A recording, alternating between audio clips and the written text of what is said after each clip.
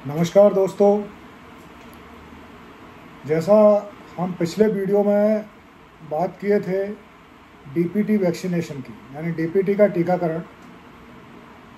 मैंने जैसा आपको पूर्व में बताया था कि डीपीटी का जो टीका होता है वो हमको 3 जानलेवा बीमारियों से बचाता है। पहला डिप्थीरिया, जिसके लिए पिछले वीडियो में चर्चा कर चुका हूँ। दूसरा पर्टूसिस, यानी कि कुकर खांसी या हुपिंग कफ जिसको हम बोलते हैं। और तीसरा टेटनस। क्योंकि डिप्थीरिया के बारे में हम पूर्व में चर्चा कर चुके हैं, तो आज हम चर्चा करने जा रहे हैं सेकंड जानलेवा बीमारी जिससे वैक्सीन हमको बचाता है, वो है पर्टूसिस, यानी कि हुपिंग कफ या कुकर खांसी। ये जो कुकर खांसी होती है ये हाईली कॉन्टेजियस डिजीज़ होती है, acute infectious highly contagious disease. और ये इन्फेक्शन किसी इन्फेक्टेड पर्सन के द्वारा फैलता है, जो छींकने खांसने से फैलता है। उसका जो बैक्टीरिया रहता है वो आपकी बॉडी में आ जाता है और फिर इन्फेक्शन क्रिएट करता है। ये जो इसका सीजन रहता है फैलने का, ये आपका विंटर सीजन, जो आपका जाता हुआ विंटर सीजन और आता हुआ बसंत ऋतु जो रहती है, उस समय ज़्यादा फैलने के चांस रहते हैं। और इसको हम 100 डे डिजीज़ भी बोलते हैं, क्योंकि हुपिंग कफ अगर आपको होता है तो शुरू होने से एंड होने तक लगभग 100 दिन का समय लग जाता है, यानी लगभग आपको 3 महीने का समय इसमें लगता है। ये जो होता है जनरली जो देखने में आता है वो 4 साल से कम उम्र के जो बच्चे होते हैं उनमें बहुत देखने में आता है, क्योंकि इतनी छोटी एज के बच्चों की मल्टीपल हैंडलिंग होती है। जो भी आता है गोद में उठा लेता है, या इधर इन्फेक्टेड और नॉन इन्फेक्टेड, तो कहीं ना कहीं से ये कंटेजियस डिजीज रहती है, तो लगने के चांस रहता है। कोई व्यक्ति जिसको हुपिंग कफ का कंप्लेंट है और उसने आपके बच्चे को आके गोद में ले लिया, तो डेफिनेटली मतलब वो बच्चा उससे सफ़र कर सकता है। अब हम इनके लक्षणों की बात करें कि हुपिंग कफ के लक्षण क्या क्या होते हैं, तो इसकी 3 स्टेज रहती हैं। 3 स्टेजों में होता है। पहली जो स्टेज रहती है वो कैटरल स्टेज, इसको हम बोलते हैं। कैटरल स्टेज में क्या होता है, ये जब आपकी बॉडी में बैक्टीरिया इंजेक्ट हो जाता है, पहुंच जाता है, उससे 7 से 10 दिन में ये स्टेज हमको देखने को मिलती है, जिसमें आपको अपर रेस्पिरेटरी ट्रैक्ट इन्फेक्शन के लक्षण दिखाई देंगे। इसमें सर्दी है, खांसी है, आपके नाक बहना, नेजल सीक्रेशन होते हैं, तो ये चीज़ें हमको उसमें दिखाई देती हैं। तो ये जो पीरियड होता है मोस्ट इन्फेक्शियस पीरियड होता है, जब आपकी नाक बहती है, नाक के ड्रॉप्स ज़मीन पर गिरते हैं, तो उनसे इन्फेक्शन और ज़्यादा होने के चांस बढ़ जाते हैं। और अगर हुपिंग कफ वाली खांसी आपको, तो मोस्ट प्रोबेबली ये आपको नाइट में परेशान करती है। जब आपका बच्चा सोया रहता है तो एयर जो लंग्स में आपके थ्रोट के माध्यम से जाती है, तो वहाँ इरिटेशन होता है, और एक बार कफिंग इम्पल्स वहाँ आया तो आपको खांसी कंटिन्यू होगी बच्चे को, और वो लगभग ये मान के चलिए कि आपको 1 से लेकर 2 घंटे का टाइम भी लग सकता है उसको सबसाइड होने। सेकेंड स्टेज की हम बात करें तो ये होती है आपकी पैरोक्सिमल स्टेज।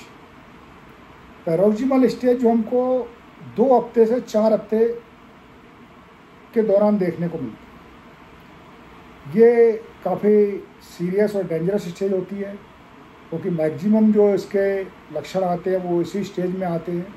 यानी आप ये मान के चलिए कि आपको बच्चे को इन्फेक्शन हुआ है तो लगभग 15 दिन बाद ये लक्षण उसको आना शुरू हो जाएगा। शुरुआती दौर में 7वें दिन से उसको छोटा मोटा सर्दी, खांसी और नेजल सीक्रेशन होता है। ये जो दौर होता है वो इन्फेक्शन फैलाने वाला दौर होता है। और वो जो होता है, जो आपको बता रहा हूँ मैं, पैरोक्सिमल स्टेज, वो हाईली इन्फेक्शन आपकी बॉडी में फैलने का दौर होता है। इसमें हमको जनरली कह देखना होगा कि इसमें खांसी बहुत तेज उठती है।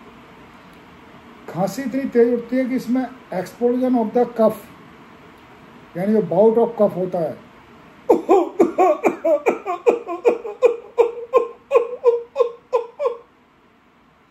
इस टाइप का लक्षण आपके बच्चे में दिखाई देगा, जहाँ वो सांस ले नहीं पा रहा है। एक बार सांस ले छोड़ते छोड़ते इतनी खांसी आएगी कि वो बहुत ज़्यादा एंजियस हो जाएगा, फेस बहुत इल लुकिंग हो जाएगा, बहुत परेशान हो जाएगा, थका हुआ फील होगा, खांसी खत्म होते हुए थका हुआ फील होगा। इस टाइप के मैनर से उसको ये खांसी आती है, सांस लेने में तकलीफ होना शुरू हो जाएगी।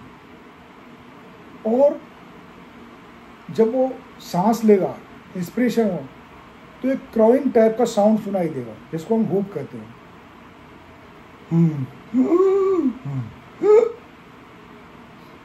इस टाइप का साउंड आपको उसमें सुनाई देता है। इट्स कॉल्ड हूपिंग कफ। इसमें बार बार खांसी आने से रेस्टलेस होगा, भूख भी कम हो जाएगी, थकान ज़्यादा होगी, चिंतित ज़्यादा रहेगा, बच्चा परेशान रहेगा।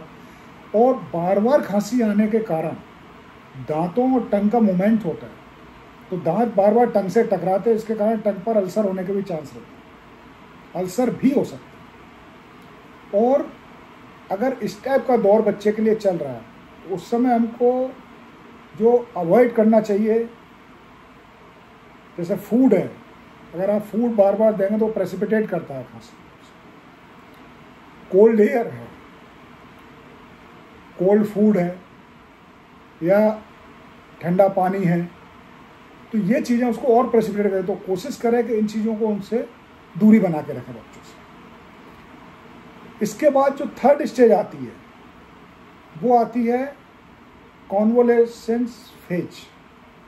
इस फेज में अगर इसके पहले हम, जो आपका पैरोक्सिमल स्टेज रहता है, उसमें हम प्रॉपर मेडिकेशन लेना शुरू कर देते हैं, ध्यान देना शुरू कर देते हैं, सावधानी बरतना शुरू कर देते हैं, तो रिकवरी फेज आती है। इसको हम कॉन्वोलेसेंस फेज बोलते हैं। रिकवरी फेज में आपके खांसी का जो दौर रहता है, जो टाइमिंग रहता है, वो रिड्यूस होता है, कम हो जाता है, भूख भी थोड़ा लगना शुरू हो जाती है, हेल्थ भी आपकी इम्प्रूव होना शुरू हो जाती है।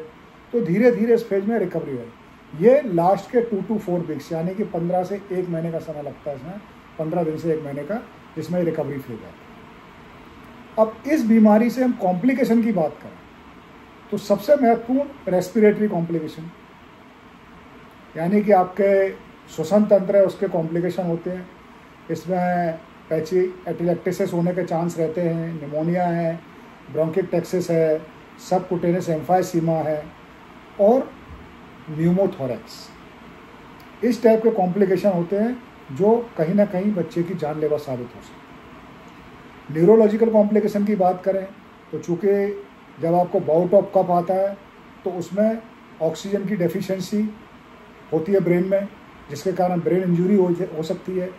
तो उसमें आपको बच्चे को झटके आ सकते हैं, कन्वल्जन आ सकते हैं, एंसेफेलोपैथी हो सकती है, आपका इंट्राक्रैनियल हेमरेज हो सकता है, परसिस्टेंट सीजर रह सकते हैं, hemiplegia, पैराप्लीजिया, ataxia, aphasia, even blindness तक होने के चांस रहते हैं, और बहरे होने के चांस भी रहते हैं, यानी डीफनेस होने के भी चांस रहते हैं। तो 2 कॉम्प्लिकेशन बहुत महत्वपूर्ण है, न्यूरोलॉजिकल और आपका रेस्पिरेटरी। ये कहीं ना कहीं आपके लिए लाइफ थ्रेटनिंग हो सकते हैं, जानलेवा हो सकते हैं। तीसरा, गैस्ट्रो इंटेस्टाइनल ट्रैक्ट के जो कॉम्प्लिकेशन होते हैं, उसमें बार बार अगर खांसी आती है तो हर्निया होने के चांस रह सकते हैं, रेक्टल प्रोलैप्स होने के चांस हो सकते हैं।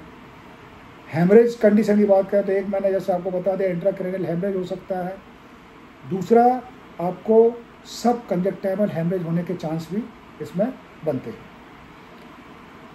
अब हम इस पर बात करें कि भाई इसके लिए इन्वेस्टिगेशन हम क्या क्या करा सकते। तो एज ए डॉक्टर जो मैं आपको बता रहा हूँ कि इसमें इन्वेस्टिगेशन में हम CBC कराते हैं, जिसमें हमको टोटल ल्यूकोसाइट काउंट बढ़ा हुआ मिलता है। दूसरा, एब्सोल्यूट लिम्फोसाइटोसिस हमको देखने को मिलती है, जिससे हम एक नतीजे पर पहुँच सकते हैं कि भाई ये वूपिंग कफ हो सकता है। कंफर्मेशन डायग्नोसिस के लिए एक लेरेंजियल स्वैब लिया जाता है। लेरेंजियल स्वैब को हम फ्लोरोसेंट एंटीबॉडी स्टेनिंग करते हैं, तो उसमें ये कंफर्म हो जाता है कि ये वूपिंग कफ के ही एंटीबॉडी बन रहा है, तो वूपिंग कफ आपके बच्चे को हो रहा है। अगर हम ट्रीटमेंट की बात करें तो सबसे बड़ा ट्रीटमेंट इसका पता लगाना यानी डायग्नोसिस बनना सबसे बड़ा ट्रीटमेंट होता है। कोई खांसी होने के, सर्दी होने के मल्टीपल कारण रहते हैं, तो उसको व्हूपिंग कफ से डिफ्रेंशिएट करना सबसे बड़ा ट्रीटमेंट होता है। ट्रीटमेंट कोई बहुत ज़्यादा नहीं है, एक एंटीबायोटिक कोर्स हमको 14 दिन तक देना होता है। एरिथ्रोमाइसिन में बेस्ट एंटीबायोटिक मानी जाती है, वो देना होती है। साथ में चूँकि ब्रोंकोस्पाज्म होता है तो एक ब्रोंकोडायलेटर हम दे सकते हैं, नेबुलाइजेशन हम करा सकते हैं, इससे रिकवरी हो जाती है। और सबसे महत्वपूर्ण बात पर अब मैं आ रहा हूँ, जो मैंने आपको शुरू में बोला कि हम अभी इम्यूनाइजेशन की बात करें, टीका की बात, इससे बचने का, इस जानलेवा बीमारी से बचने का सिंपल आसान तरीका है, वो है इम्यूनाइजेशन यानी इसका टीकाकरण, जिसको आप डीपीटी का टीकाकरण के नाम से जानते हैं। पहला टीका 6 हफ्ते पर लगाया जाता है, दूसरा टीका 10 हफ्ते पर, तीसरा 14 हफ्ते पर, चौथा जो लगाते हैं हम 18 मंथ पर लगाते हैं, और फिर इसके एक्स्ट्रा टीके की हमको आवश्यकता नहीं रहती है। इन टीकों से यह बीमारी रिकवर हो जाती है। 85% तक बीमारी रिकवर होने का चांस रहते हैं। तो मेरा आप सबसे निवेदन है कि टीकाकरण समय रहते समय से अपने बच्चे का अवश्य कराएं, इसमें बिल्कुल लापरवाही ना बरतें, क्योंकि जितने भी टीकाकरण में आपको टीके लगाए जिन बीमारियों के लिए, वो सारी की सारी बीमारियां बच्चे के लिए जानलेवा साबित हो सकती हैं। तो समय का विशेष ध्यान रखें। ऐसा नहीं है कि आपको 10 तारीख का समय दिया गया है तो 1, 2 दिन 4 दिन आगे पीछे चल सकता है, लेकिन ऐसा नहीं कि हम अभी 10 मई का टाइम दिया है तो हम 10 जून को जाके लगवा रहे हैं, या 10 जुलाई को जाके लगवा रहे हैं, या चूँकि 1 जुलाई को, ऐसा नहीं। समय रहते आप अगर टीका लगवाएंगे तो आपके और आपके बच्चे दोनों के लिए हितकारी होगा।